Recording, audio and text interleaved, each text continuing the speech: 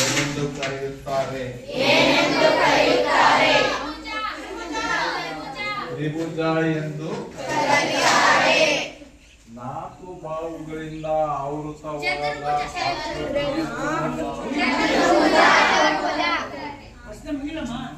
ತ್ರಿಭುಜದ 3 ಒಳಕೋನಗಳ ಮೊತ್ತ ಎಷ್ಟು?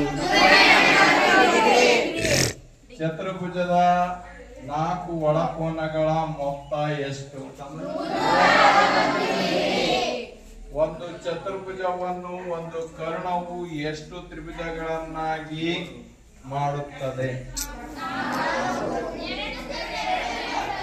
ಉತ್ತರ 2.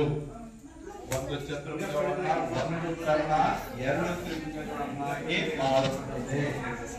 ಹಾಗಾಗಿ ಒಳಕೋನಗಳ ಮೊತ್ತ ಸಮಾಂತರ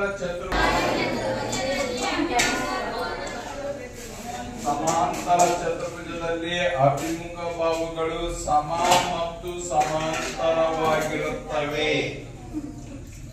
ಸಮಾಂತರ ಚತುರ್ಭುಜದ ಪಾರ್ಶ್ವಕೋನಗಳ ಮೊತ್ತ ಸಮಾಂತರ ಚತುರ್ಭುಜ